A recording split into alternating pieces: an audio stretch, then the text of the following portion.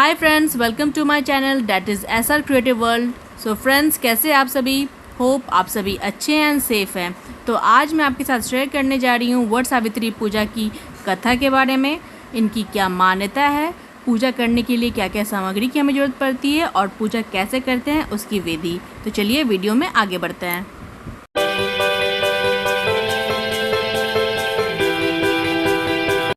ये व्रत औरतें अपनी पति की लंबी उम्र के लिए रखती हैं। इस व्रत को सुहागन औरतें भी करती हैं और साथ साथ अनमैरिड लड़कियां भी करती हैं।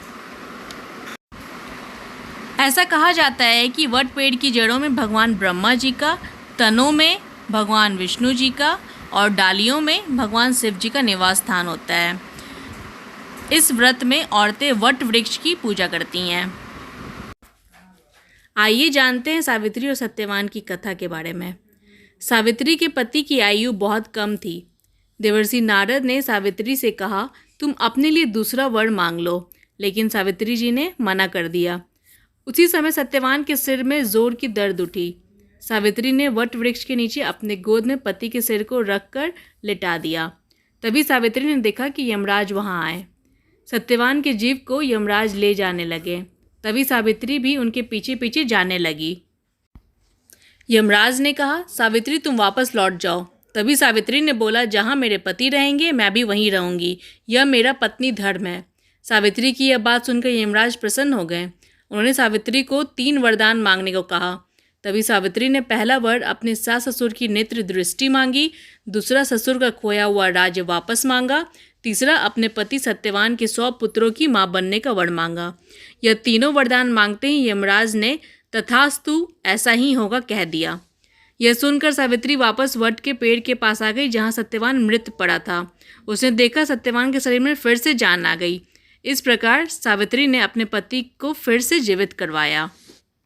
तभी से यह मान्यता है कि वट सावित्री अमावस्या और वट सावित्री पूर्णिमा के दिन वट पेड़ की पूजा करने से औरतें सुहागन रहती हैं। यह व्रत करने से औरतों की सभी मनोकामना पूरी होती है और सौभाग्यशाली होती हैं। यह भी कहा जाता है कि यह व्रत करने से औरतें अपने पति के सभी दुख और कष्ट को दूर करती हैं। जिस तरह सावित्री ने यमराज से अपने पति सत्यवान के प्राण को वापस मांगा, उसी प्रकार औरतें भी अपने पति के प्राण की रक्षा के लिए यह व्रत करती हैं। आइए जानते हैं कि वट सावित्री पूजा करने के लिए हमें किन किन सामग्री की जरूरत पड़ती है। लाल या पीला कलावा, जिसे हम रक्षा सूत्र भी कहते हैं, रोली या कुमकुम, बांस का पंखा, धूप और घी बत्ती के दिए, 16 श्रृंगार की सामग्री, सिंदूर, 5 प्रकार के फल, फूल का माला, भिगोए हुए चने, जल भरा हुआ पीतल की लोटनी और पकवान। चलिए अब जानते हैं पूजा करने की विधि क्या है। सुबह उठकर घर की सफाई करके स्नान कर लें। लाल या पीली साड़ी पहनकर श्रृंगार करें। व्रत का संकल्प लें। वट वृक्ष के नीचे आसन पर बैठकर सावित्री और सत्यवान की मूर्ति स्थापित करें। वट के पेड़ में जल, फूल, अक्षत, फल सभी डालें। 8 बार वट पेड़ की परिक्रमा रक्षा सूत्र के साथ करें। जब आप परिक्रमा करें, हर एक परिक्रमा में आप एक चना वट वृक्ष को अर्पित करें। उसी प्रकार 8 परिक्रमा में 8 चनों को वट वृक्ष को अर्पित करें। उसके बाद आप पंखे से वट वृक्ष को हवा दें। हाथ में पुष्प लेकर व्रत की कथा सुनें या खुद से पढ़ें।